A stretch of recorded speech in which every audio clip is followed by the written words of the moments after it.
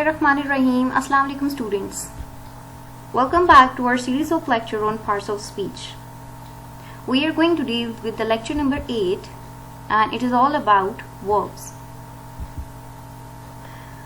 In our today's lecture we will learn about what is a verb, how to recognize a verb. We are going to have its steps, and next we will discuss the basic divisions of verb according to its function, and at the end of this video you will find the quiz along with answers to strengthen your concepts. So let us start our today's lecture. First of all, we should know that what is a verb. So the simplest definition of a verb is: a verb is a word or the combination of words that indicate an action or state of being or condition. As you all know that if you are thinking, if you are saying, if you are watching or listening or doing anything, that is going to include in a verb. So verb is actually doing of something. A verb is the part of the sentence that tells us what the subject performs. And on the place of the subject we only have a noun or a pronoun. So if a noun or a pronoun is going to perform something, or he or she or the noun is in state of being or in a condition, then it is also going to consider in a verb. And it is usually said that verbs are the hearts of English sentences.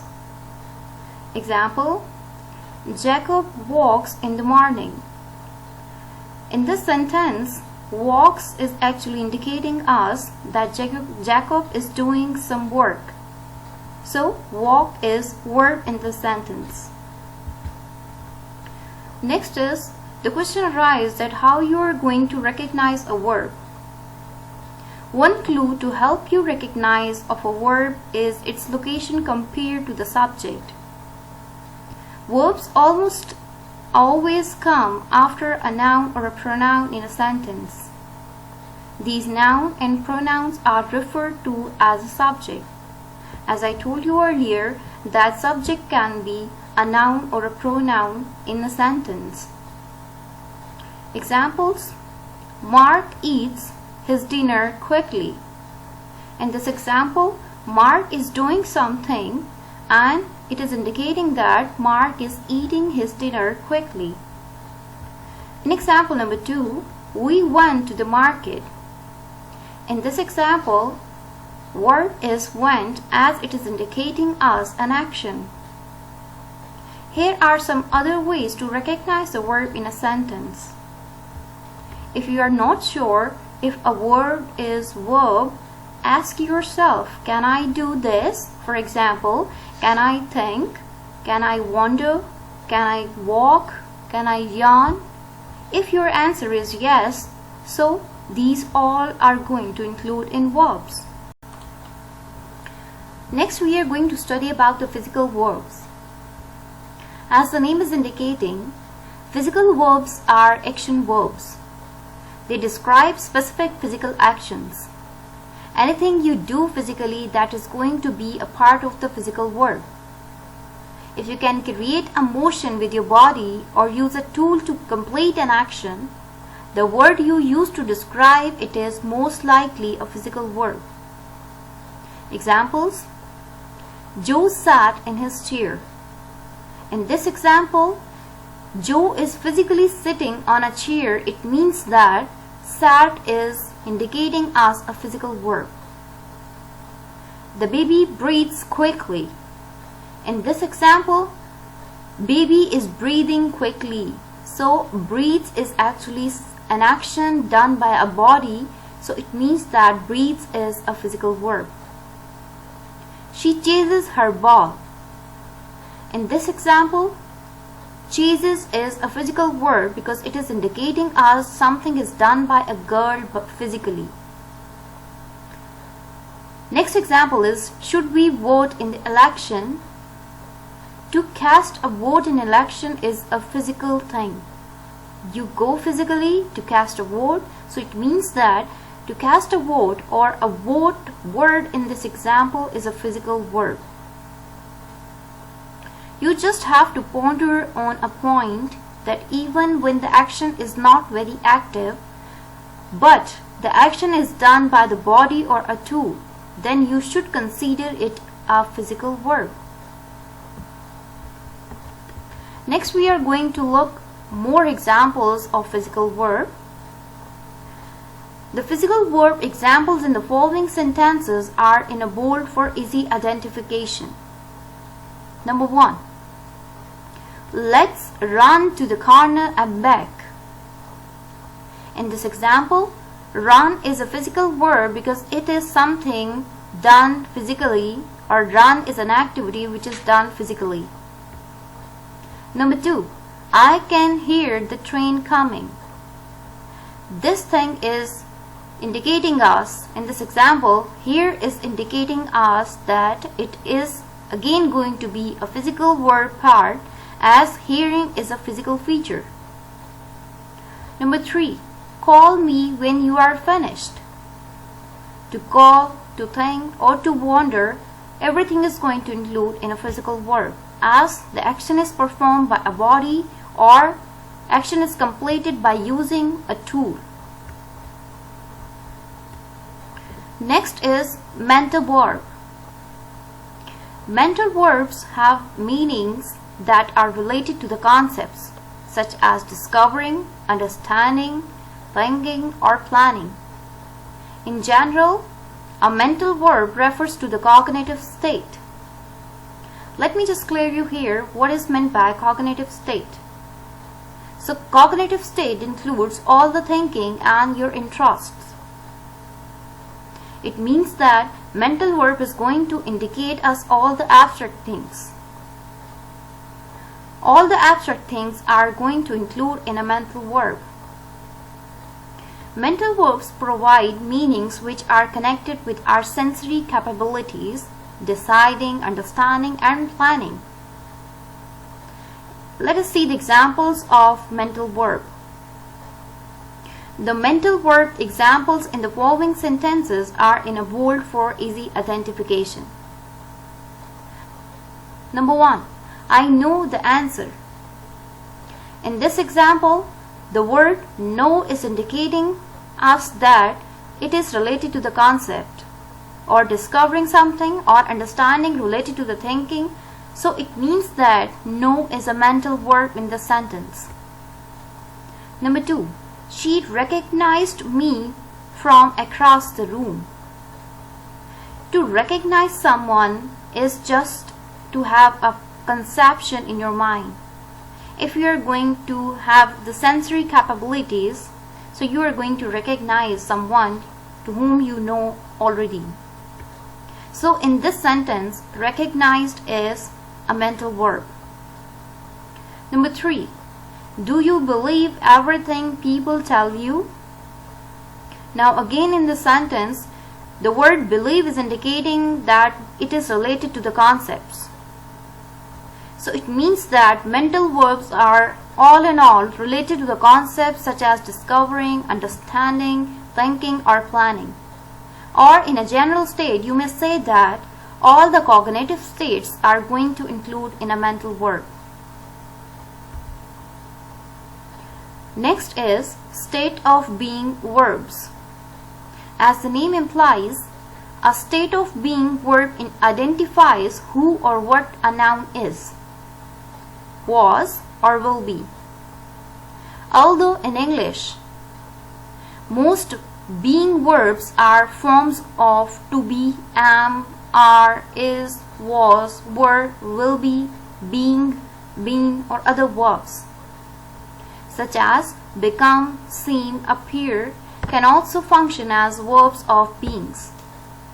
So you are going to simply focus on the state of being means the condition in which the subject is right now.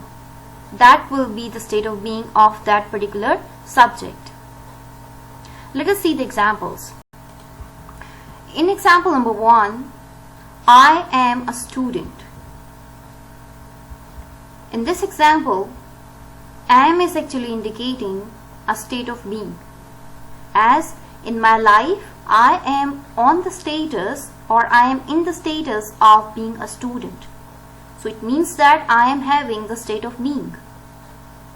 Number 2. We are circus performers. In this example, are is actually indicating us the state of being. As we are the circus performer, we are still in a state of its being. Number 3. Peter is quiet. In this example, is indicating that Peter is in the state of being quiet. So it means that is a state of being verb in this example. Now we are going to have a quiz, as it is a quiz time.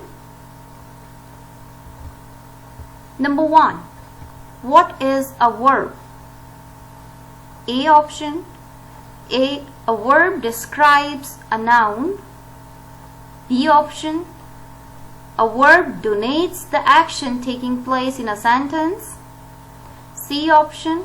A verb describes what the subject of the sentence did, thought, or said, or what the subject's state of being is. D option, both B and C. Number 2. Identify the action verb or verbs in the following sentence. Michael always reads a book while taking the bus to work. Option A, reads. Option B, taking. Option C, work. Option D, both A and B option. Number 3. What does an action verb denote? Option A, action verbs are used to denote physical actions only. Option B, action verbs are used to denote thoughts as well as actions. Option C, action verbs describe what the subject of the sentence is. Option D, all of above options. Number 4. Which of the following sentences is true? Option A, not all complete sentences contain a verb. Option B, there is an action verb in the sentence above, that is 1A. Option C, all complete sentences contain a verb. Option D, both B and C option. Number 5. Does the statement to be or not to be contain an action verb? A. Yes, to be is an action verb. B option. No, because there is no physical or mental action in the phrase to be or not to be. C option. No, because there are no verbs in the phrase to be or not to be. D option. No, because to be or not to be is not a complete sentence. Number 6. Identify the action verbs in the phrase. While I walked, my dogs went and howled for attention. A option, went. B option, howled. C option, walked. D option, all of above. Number 7. Which of the following statements is true? Option number A. Action verbs have forms in future, present and past tense. B. Action verbs are only in the past tense. C. Action verbs are only in the future tense. D. Action verbs are only in the present tense. Number 8. Which of the following statements is true? Option A. Action verbs describe physical or mental events. Option B. Action verbs always refer to Option B. Action verbs always refer to the object of a sentence. Option C. Action verbs refer to the subject of a sentence. Option D. Both option A and C. Number 9. Identify the action verbs in the following phrase. The children talked to each another all night instead of staying asleep. Option A. To be. Option B. Asleep. Option C. Talked. Option D. Staying. Number 10. How do I know which part of the sentence is an action verb? Option A. There is an event in the sentence which is denoted by action verb. Option B. The action verb applies to an act, feeling or thought on the part of the subject. Option C. The action verb describes a mental or physical event. Option D. All of above. Now students, you are required to pause the video here and solve from 1 to 10.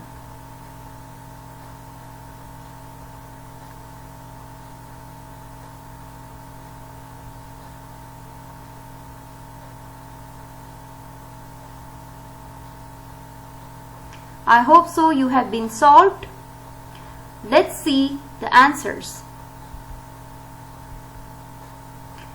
Number 1 goes with D. Number 2 goes with D. Number 3 goes with B. Number 4 goes with D. Number 5 goes with B. Number 6 goes with D. Number 7 goes with A. Number 8 goes with D. Number 9 goes with C. Number 10 goes with D. I hope so you have hit the nail on his head. If not, then don't worry, just resume the video, play it again and grip the concepts, look over the examples and try to implement the examples according to the definitions. I hope so you can do it. Thank you.